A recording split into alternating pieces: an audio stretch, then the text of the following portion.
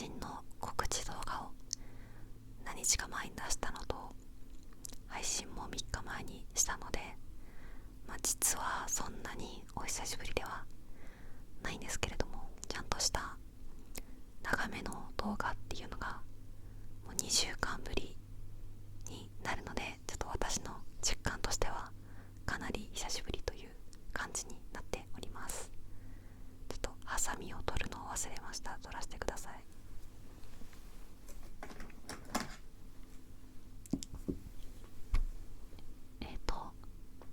今日はですね、その配信の中でリクエストをいただきまして、お菓子をねだらだら食べながら雑談してほしいっていう、その咀嚼音はついででいいから、おしゃべりをねしてほしいっていうリクエストをもらいまして、すごくいいなと思ったので、配信の振り返りがてらおしゃべりアフタートークみたいなやつをねやっていこうかなと思います。今後の動画の予定としては、ゼリーを食べる音っていうのをリクエストもらってまして、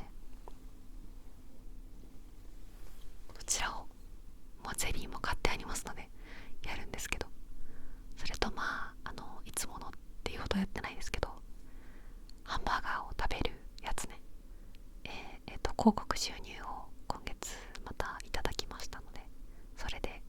ちょっと自分にご褒美というねやつをやりたいなと思ってて、モスバーガーを食べようかなと思っております。モスバーガー大好きです。ということで、もしその私が把握してるのはそれぐらいなんですけど、もし過去にコメントでこんなリクエストをしたのにちょっと忘れちゃってないですかみたいなのがねあったら、ちょっとまたコメントしてもらえるとねとても助かりますね。はい、よろしくお願いします。ではおやつを食べていきましょう。まず飲み物ね、これクラフトボスのティーレモネードということで、これも飲んでるんですけど、口はつけてないですけど、ティーレモネードってやつですね。これを飲みたいと思います。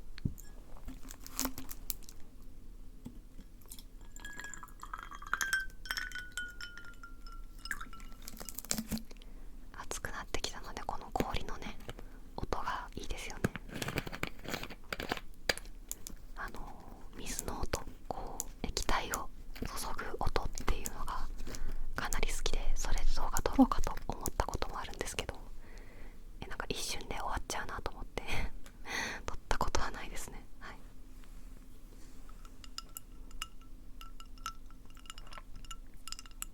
ただきます。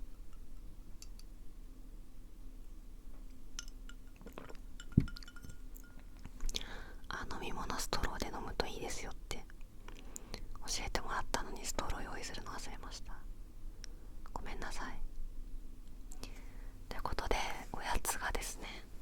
ちょっと今日は甘い系ですね。チョコあんパンと、これサンリオのキャラメルスナックみたいなやつですね。ランダムでこのシールがね入ってるらしくて、ちょっと動画でやったら面白いかなと思って買いました。これは普通にスーパーで買いました。私の好きなプリンさんもあるし、他の子たちも絵柄が可愛いので、誰が出てもいいなと思って買いましたよ。ということで開けていきましょう。この私のいつも食べる動画のね、食べるまでがめっちゃ長いっていう、良くないですね。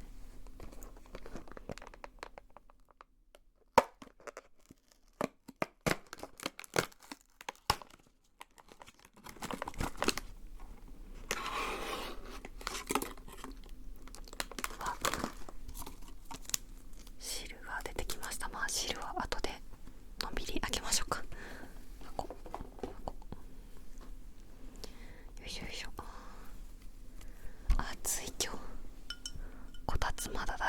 マジで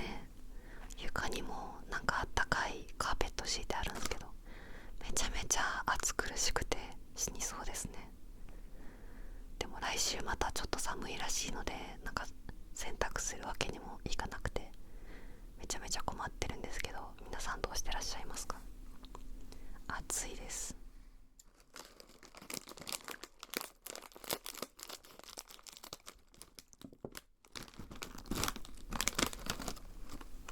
こんな感じで、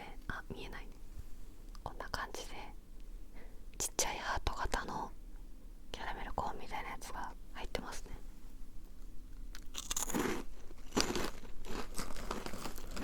めっちゃ美味しい。これめっちゃ美味しい。なんかね、キャラメルコーンの粉を使ってますみたいな。キャラメルコーンのキャラメルペースト使用って書いてあるので、もうほぼキャラメルコーンの味ですね、多分。ということで、これ美味しい。普通に美味しいからおすすめかもマジで。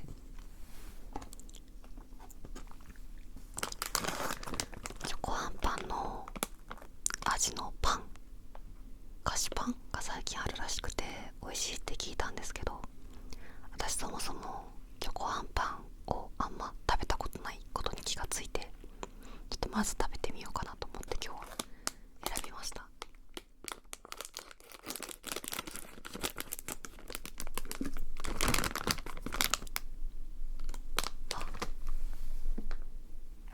結構大きいですね。ちょっと音ちっちゃいかな。結構大きいです。チョコシューみたいな感じなのかな。ちょっと食べてみます。でもパンだ。パンですね。いやマジで暑い23.8 度ありますね、家の中が。めちゃくちゃ暑いです。いただきます。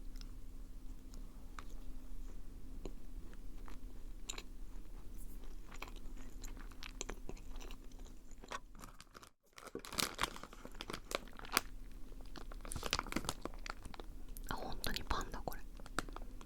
なんかトースターで焼くと美味しいって書いてあるんだけど、これは本当に美味しそうかも。カリカリだったらもっと美味しいかも。暑い。ということでね、遅ればせながら初配信の振り返りトークをしていきたいと思います。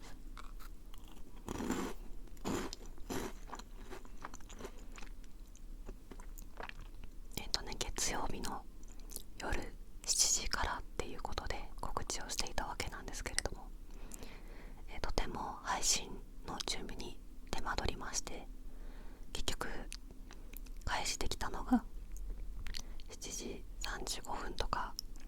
ほんと予定時間から30分以上過ぎてしまってね、なんかね、スタンバイしてくださってた皆さんには大変申し訳ないなという感じだったんですけど、なんとか音も映像も届けられたので、自分的にはなんとかやりきったぞというね、大変ご心配をねおかけしたわけなんですけれども、なんとかできてよかったなという感じですね。とても難しくて配信の準備が思った以上に、もうその日一日中用意してましたね。もっと早くやればよかった、1週間前とかからやればよかったって思うぐらい大変でした。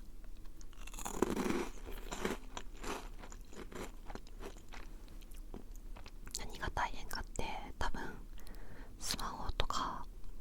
からそのまま普通に配信するだけなら多分そんなに難しくないんですけど、自分の場合このマイクを使いたい、そのイヤホンマイクとかじゃなくて外部マイクを接続して使いたいっていうのがあったので、それがすごく難しくて、こういう外部のマイクとかカメラとかを入れる場合は、YouTube のソフトだ、YouTube のサイトだけじゃなくて別のゲーム実況とかで使うようなアプリを一回かませて、そこから YouTube サイトに飛ばしてっていうね、作業になるので、めちゃめちゃ設定とかが難しくて、なんかうまくできなくてすごい難しかったです。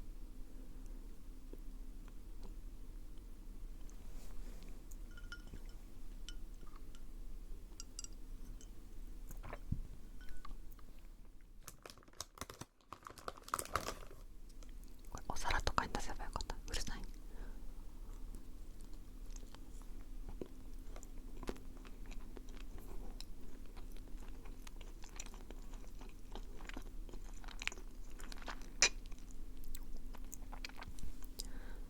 いや、そうなんですけど、本当に思ってた以上に多くの人に来ていただけて、コメントもなんか全部読み上げられるけど、こう常にわちゃわちゃしているというか、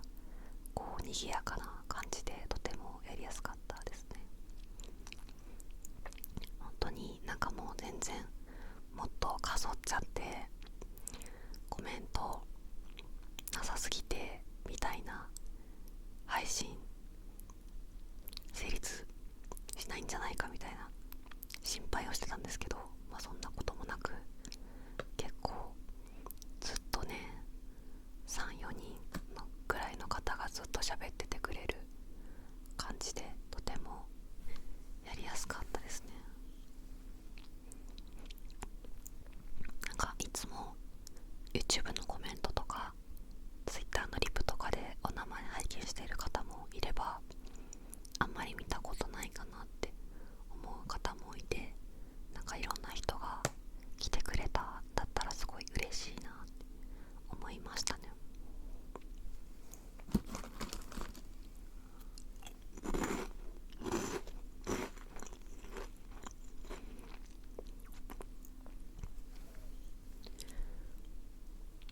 なんだっけ、そう、サムネちゃんと見えてました。一応ちょっと頑張ってね作ったんですけどちょっと素人臭すぎて申し訳ないんですけど、一応結構ね1時間ぐらい時間かけてね頑張って作ったんですよイラスト描いてくださったねベイハンさんに、すいませんこれサムネで使ってもいいですかって突然許可を取り快諾していただけて、でなんかこう、なんか配信者用のフリー素材サイトみたいなのをめっちゃ調べて、こう枠とか吹き出しとかいっぱい素材をダウンロードしてなんか作ってっていうのをやりました。はい。なので結構面白かったので、また使い回してもいいし、また新しいの作ってもいいかなって、またやるとしたらねと思ってますね。はい。なんかもしサムネ作る動画画像処理とか上手な人いたらね、ぜひねちょっと素材貸すのでね作ってほしいんですけどね、絶対使いますので、はい、ぜひねマニマニちゃんを使ってコラージュをねしてあげてください。ハ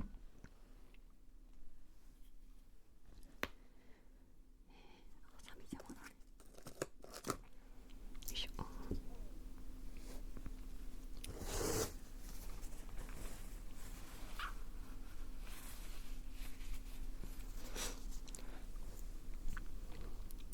なんだっけ、ソフトの設定が大変だったのがほぼなんだけど、サムネも作って、あとなんかあったっけ、いろいろありすぎて分かんなくなっちゃった。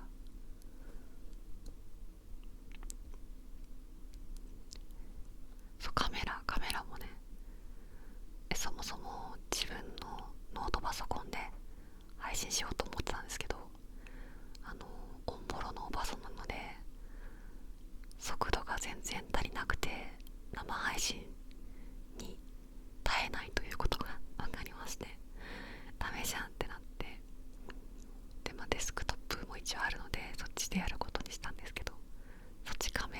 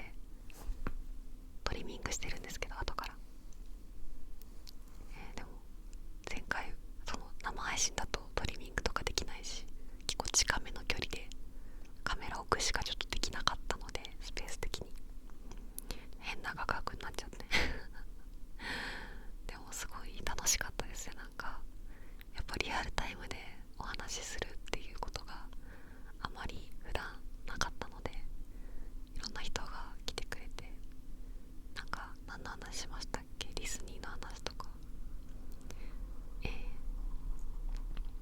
なんだろう、 VTuber の話だったり、お笑い芸人の話だったり、いろいろ、私の好きなものの話ばかりさせてもらいましたね。本当に配信でも言ったんですけど、こう Q&A というかね、こういう質問来たらこう答えようとか、話題なくなったらこの話しようとか、こうメモをね作るつもりはあったんですけど、それどころじゃないぐらい配信の準備が終わらなくて全然できなかったんですけどね、皆さんがいっぱい来てね、コメントくださったおかげで滞りなく喋り続けることができましたね。なんか多少変なコメントをしてくる人とかも一人ぐらいはいたりするのかなとかちょっと思ってたんですけど、全然そういうのもなく、めちゃめちゃ平和に穏やかに配信をすることができましたね。とても良かったですね。いや、お菓子全然食べてなかった。なんか喋りながら食べるっていうの自分苦手なんですよね。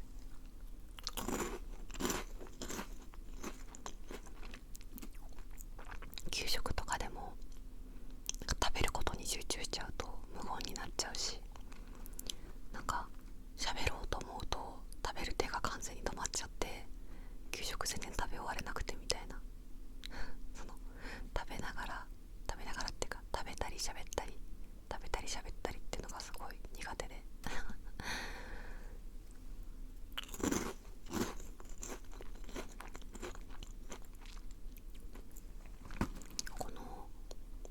これめっちゃ可愛いんですけど、ちょっと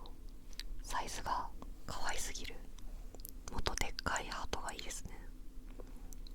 なんか2個ぐらい同時に食べればいいのかな。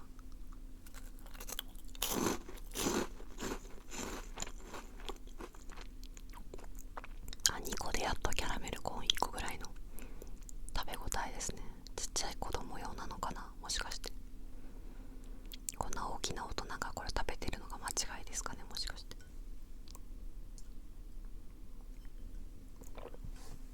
なんか YouTube のショート動画でサンリオの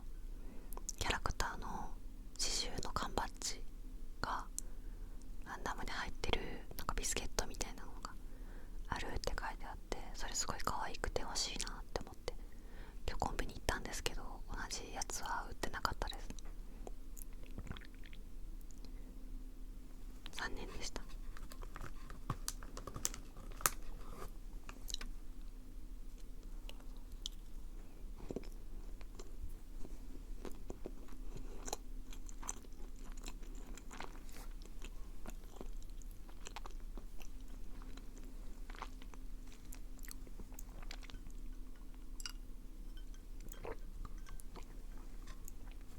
配信ね、一応 ASMR の配信だから、なんか音フェチとかも軽くできた方がいいのかなと思って、一応耳かきとかなんかタッピングする用のものとか手元に持ってはいたんですけど、なんか出すタイミングがなくてあんまり ASMR のライブ配信って見たことなくて、どういうことをやるんですかね。でも人によるのかな、その人の得意分野というか、いつも耳かきしてる人なら耳かきするし、私なんかはいつも雑談ばっかりだから雑談でよかったのかなとか思いつつ、でもなんかみんなの好きなマイクとか好きな ASMR 配信者さんとか、そういうなんか自分の動画のコメントではあんまり聞けないような話とかも聞けて結構楽しかったですね。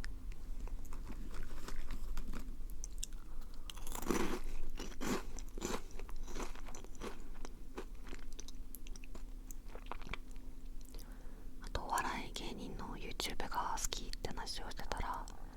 なんかそこでコメントしてくれてた人みんなが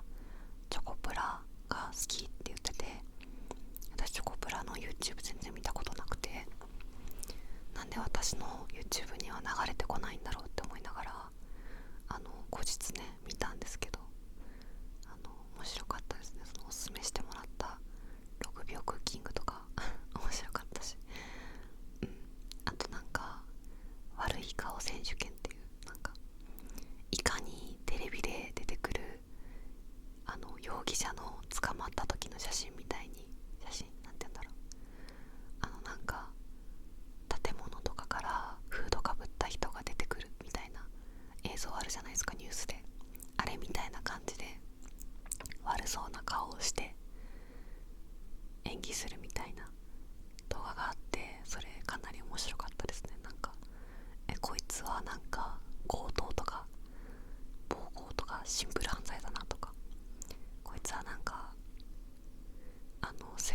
金の稼ぎ方をしてるとか、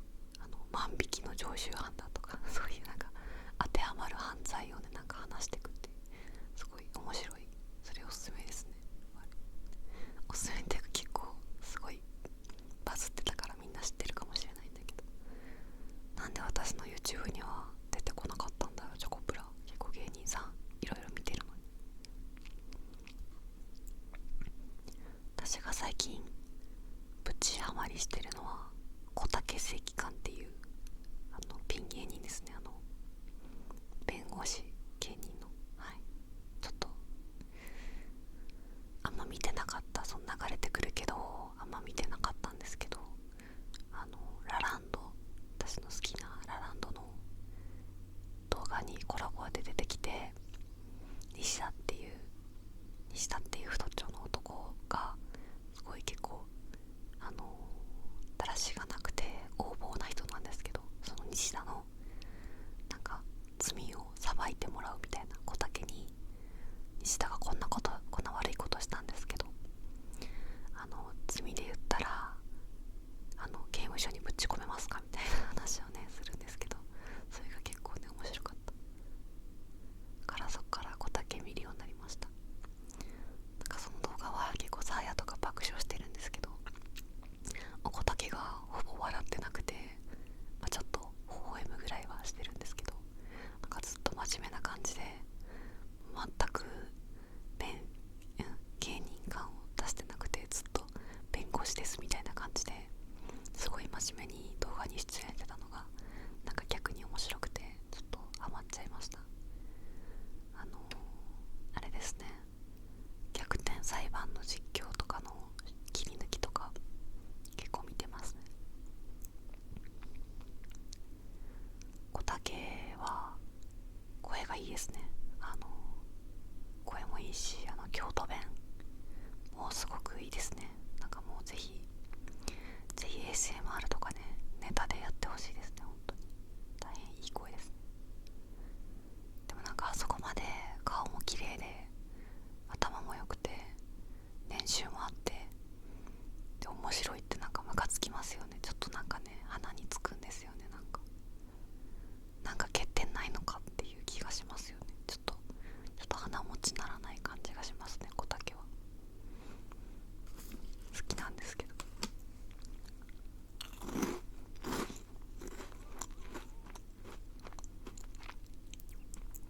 いやでもほんと動画の配信の告知動画はね出したんですけど、それ抜いたらまともな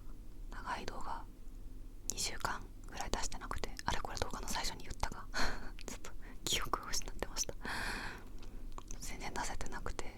なんか全く動画撮れてない期間が長すぎてね、すごいフラストレーションが溜まってて、もう今喋りたくてしょうがないんですけど、逆になんか溜まりすぎてて何から喋ればいいか全然わかんなくて軽くパニックになってますねなんかいつもだったら1個撮りたいテーマが出てきたなって思ったらもう動画パッと撮っちゃうんですけど、もうそれがなんかわーっていくつも溜まってて、今なんか溢れてるので何から喋ればいいか全然わかんないです。でもそのお休み期間中に買い物したものとかもあったりするので、ゆっくり紹介していけたらいいなと思います。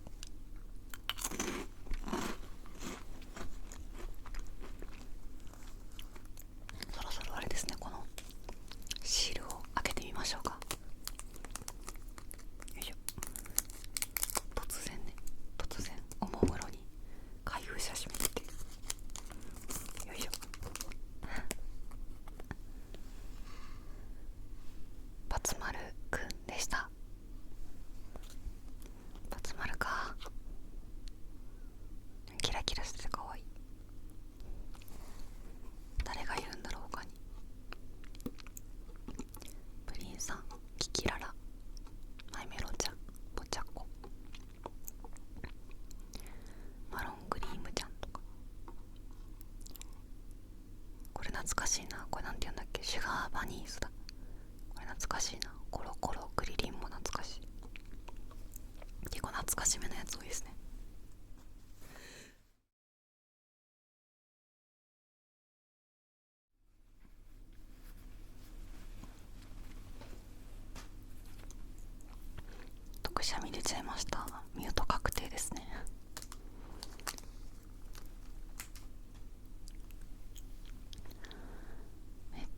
暑いしにそう今日結構薄着にしようと思ってブラウス着て、このワンピースなんていうのチャンスかみたいなの着て、で薄いカーディガン羽織ってたんですけど、もうカーディガンすら暑すぎて脱ぎ捨てました。マジで暑い。このチャンスかが意外と暑いんですよね。これデニム地で洗濯機を使わなくていいのはすごい好きなんですけど、思ったより暑いですね。これは25度とかの日に着る服じゃなかったですね。なんか急に暖かくなったり寒くなったりするから、なんか服何着ていいか全然わかんないですよね。わかります。これ今日美容院行ってきたんですよ。ちょっとね外羽にセットしてもらったんですけど、さっきお昼寝しちゃったから取れちゃったかな。なんか今ショートなんですけど、なんか金のインナーも入ってるから、もうなんか巻いたりしないでそのままオイルつけてタイトめにセットするとかっこいいですよって言われたんですけど、でもお客さんちょっと服が可愛いからって言われて、服可愛いからちょっと今日可愛いめにセットしてみましょうかって言われて、外羽にしてオイルつけるとちょっと可愛いですよってやってくれたんですけど、でもなんかいい年して服が可愛いからって言われちゃうのもなんかどうなんですかね。ちょっと恥ずかしかったです。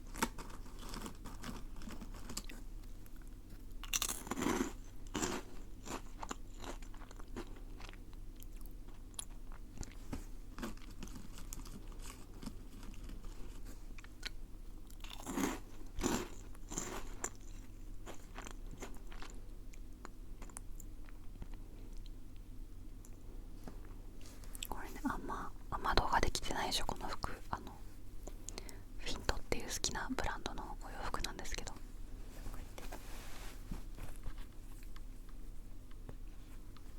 わかるかな。なんか編み上げになってて、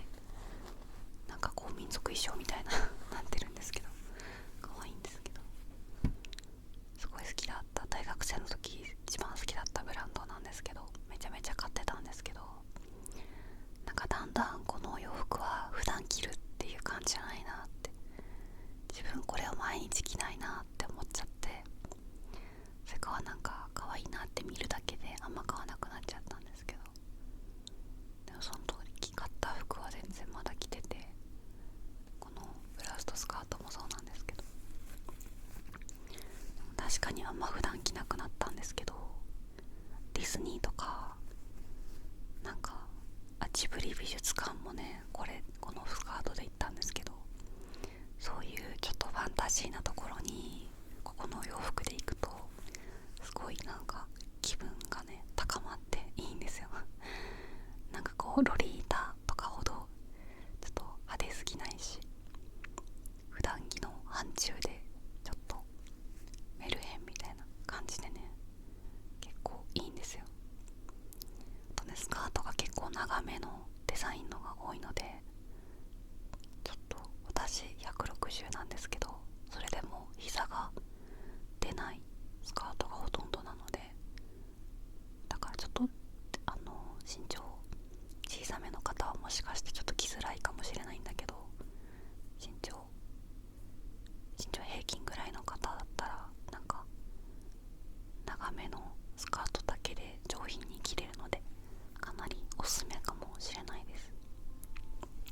とてもね可愛いです。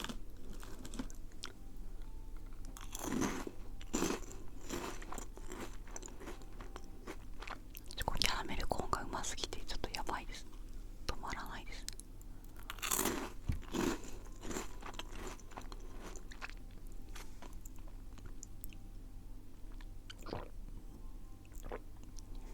このレモネードそんなに甘くなくて、なんかレモネードとして飲むならもっと甘い方がいいなって思ったんですけど、こうやってお菓子と一緒に食べる飲むんだったら結構ちょうどいいかもと思いました。これのね、なんか色違いのピーチマンゴーみたいなやつも買ってあるんで、ちょっとそれも楽しみですね。ピーチとマンゴーはめちゃめちゃ味が好き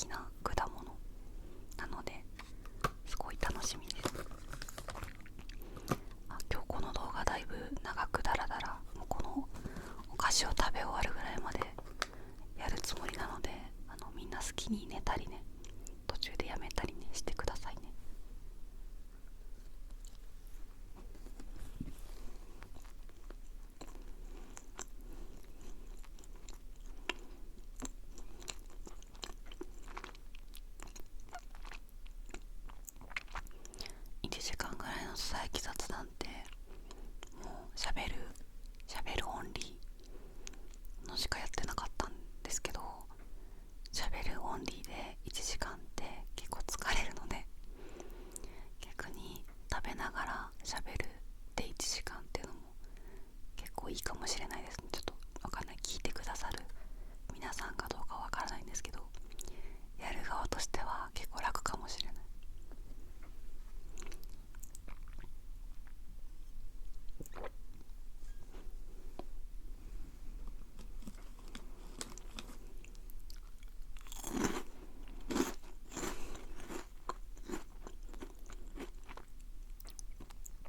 東京美容院にね行ってきて、私は2ヶ月おきぐらいに美容院に行くことにしてるんですけど、なんかいつも美容師さんと会話がうまく弾まなくて悩んでて、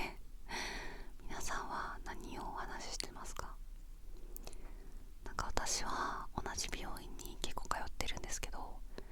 一回担当さんが変わったんですよ。なんか前の担当の方が産休育休に入ってしまって来られなくなったので、ちょっと別の女性の方にね変えてもらったんですけど、なんかその前の人とも当たり障りない話しかしてなかったんですけど、その人がディズニーがむちゃくちゃ好きっていうことが会話の中から分かって、なんかもう年パスは当たり前で、それどころかなんかもう仕事帰りにミッキーに会うためだけにディズニーランド行ってたみたいなミッキーを彼氏だと思ってた時があるみたいな、こうハグとかミッキーにしてもらってっていう時期があったっていうのをなんか言ってくれて、それがちょっと面白すぎて、あ、ミッキーの夢女子っているんだと思って、すごい面白くなっちゃって、そこから結構ディズニーの話をね振るとね、大体何でも答えてくれるので面白くて振ってたんですけど、その人が交代になったので、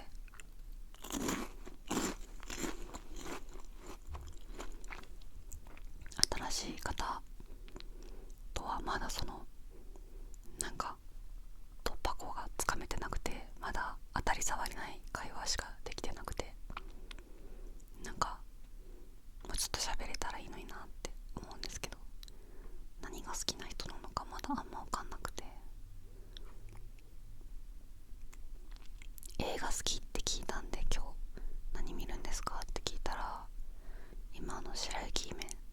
実写のやつ見に行こうと思っててみたいな、あとコナンとかも見ますよみたいな言われて、あーやばい、めちゃめちゃ普通の人だって思って悪いとかじゃないんですけど、その自分が全く見ないタイプの映画だったので、まず映画が好きだからって話ができるってわけでは全然なくて、だって映画が好きっていう言葉ってなんか YouTube が好きですぐらい幅の広い言葉なので、なんか何も言ってないのと同じなんですよね、映画が好きっていうのは。だから映画好きって言う人とはたまに会いますけど、映画のジャンルっていうか好きな映画が被った試しがないので、自分が見る映画の幅が狭すぎるのが悪いんですけど、なんか自分そのコナンも見ないし、こう洋画でそれこそディズニーの実写みたいなその誰でも見に行くようなやつも見ないし、派手なアクションとかマーベルとかも見ないし、じゃあお前何見るんだよって感じなんですけど、本当になんかなんだろう、説明しづらい映画しか見ないので、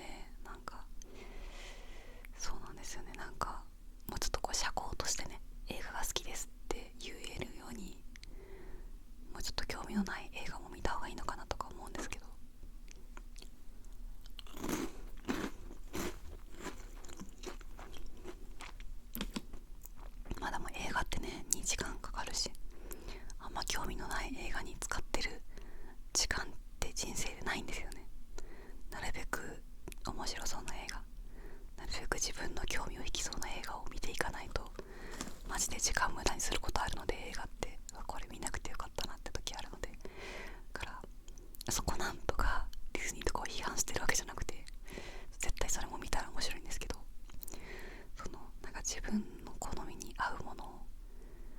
なんだろう、 YouTube のショート動画だったら多少興味なくても見ちゃってもすぐ終わるからいいと思うんですけど、やっぱ2時間かかるので、なかなか興味ないものって手出しづらいですよね、映画って。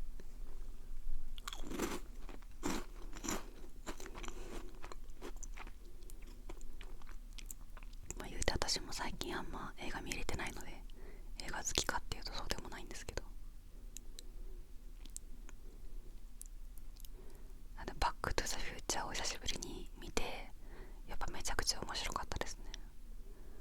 なんか一生映画一種類しか見れないんだったらバックトゥザフューチャーにするかもマジでなんか面白さが詰まってる。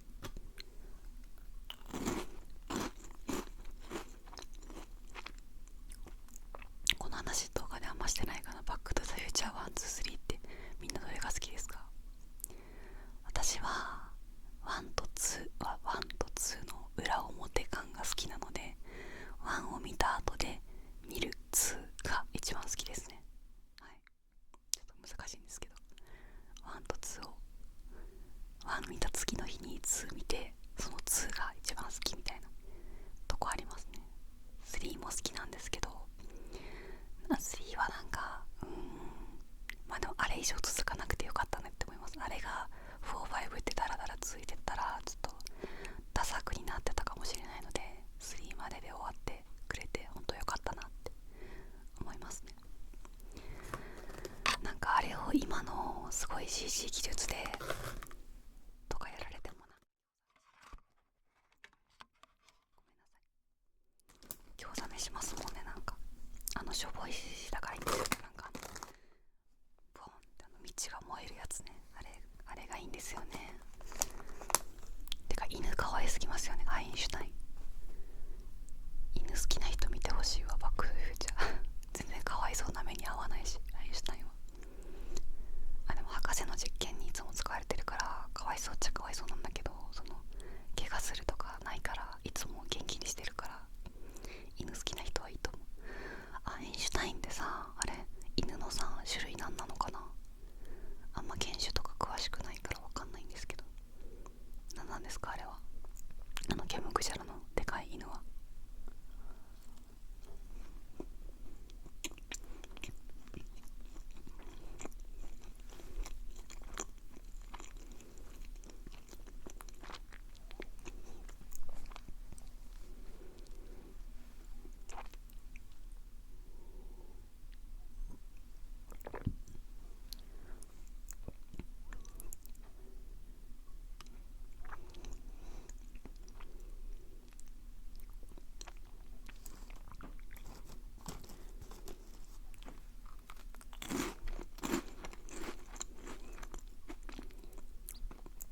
自分はちょっと映像の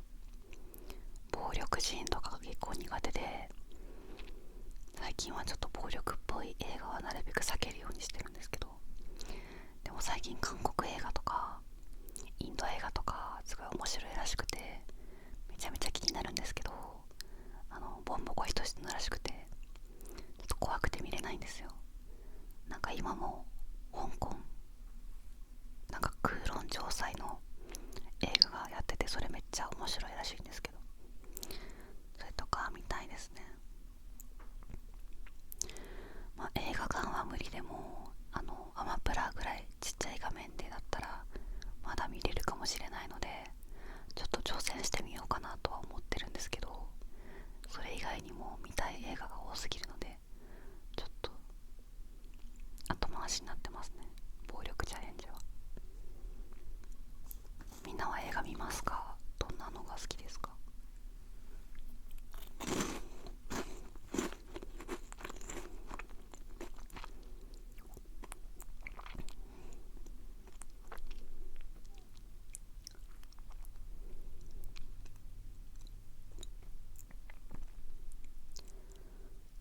私は湯浅正明っていう監督のアニメ映画がめっちゃ好きだったんですけど、前回のオリジナル作品の犬王っていうのが自分的にちょっと分かんなくて、あんまりってなっちゃったんですけど、その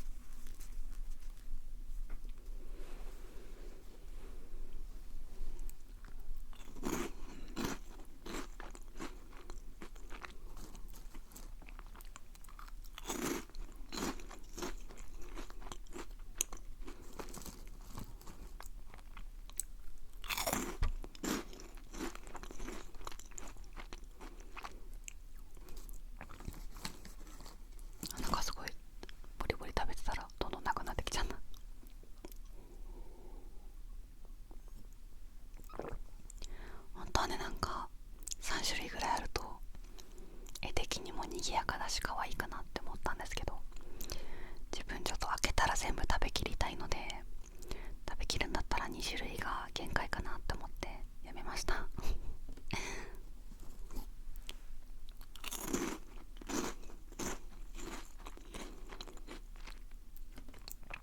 このコーンのやつなんか美味しいし、音もねサクサクしてるし、これいいな。ちょっと売っててほしいな。なんかシールついてるけど別に高くないんですよ。普通に100何円みたいな、100円ちょっとぐらいで、おまけ付きにしては安いなっていう感じでした。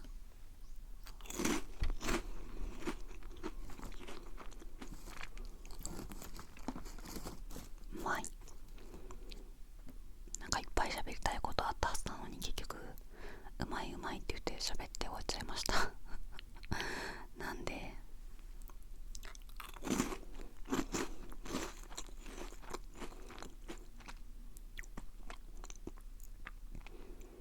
これ元動画の最初の方で言えばよかったんですけど、生配信次いつやろうっていう話なんですけど、やっぱ夜この間やったみたく7時8時とかだとちょっといつやれるか分かんなくて、でもうちょっと早い時間でもいいんだったら土曜日だったら割と毎週いつでもできるので、まあ夜8時より前の時間、例えばお昼間だったり夕方だったり夜6時スタートとか、まあ土曜日だったら割とできやすいんですけどね。どうですかねっていうのをちょっともうここじゃなくて、もうちょっとみんなが見やすいところで言いますね。こんな動画の最後に言うなよって感じですよね。ちょっと最初に言えばよかった申し訳ない。ちょっとね、せっかくやり方覚えきってないので、まだ近いうちにやってね、やり方をね覚えたいんですよね、忘れないうちに。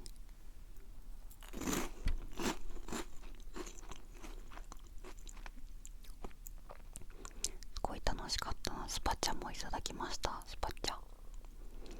なんか自分の配信なんでも全部コメントを読み上げられるぐらいの速度なんで、全然スパチャ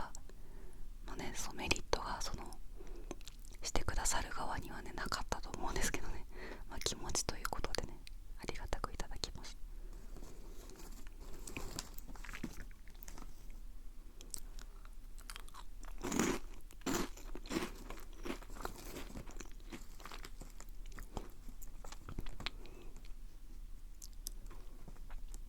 でも結構スパチャって手数料がねかかるんですね。調べて知ったんですけど、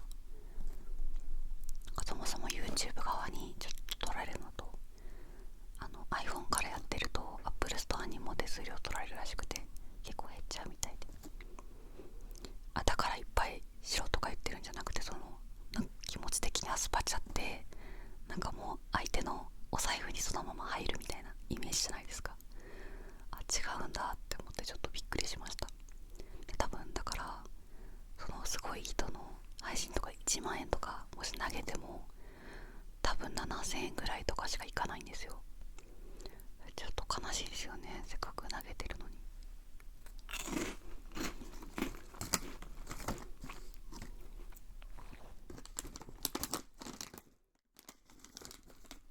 あと2個です。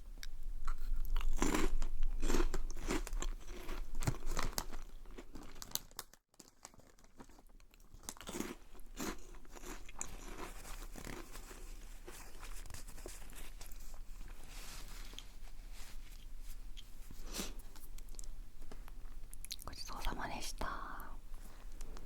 美味しかった。このサンリオのお菓子、これめっちゃ美味しいのですごいおすすめです。多分味はほぼキャラメルコーンなんですけど、ハート型で可愛いっていうのと、あとちっちゃくて食べやすいっていうのと、あとピーナッツが入ってないから。みんなキャラメルコーンのピーナッツ好きですか？私はあんま好きじゃない。皮がくっついてるのが嫌でピーナッツあんま好きじゃないんですけど、そう、ピピーナッツなしのキャラメルコーンが食べれる、しかもシールもついてくるということで、ぜひ買ってみてください。そんな感じでごちそうさまでした。いや、長い動画が撮れましたね。はい、ちょっと海外の視聴者さんも、そのパーセント的には少ないんですけど結構いらっしゃるので、字幕をねつけたいと思ってるんですけど、やっぱ今までみたく動画アップした後に字幕作業っていうやり方だとどんどん溜まってっちゃうので、もうこれからは頑張って動画アップする前に字幕作業を全部終わらせてからアップっていう形にねしたいと思ってるので、ちょっと動画の出すペースが遅くなるかもしれないんですけど、もしよかったらね、海外の方以外でも字幕あった方が見やすいよっていう方とかね、もしいたらちょっとつけられるようにするので使ってみてください。そんな感じですね。あとなんか言うことあったっけ。いっぱいね話すことはあるんですけど、とりあえずここの動画を終わりにして、またどんどん新しく動画撮っていけたらなと思います。よろしくお願いします。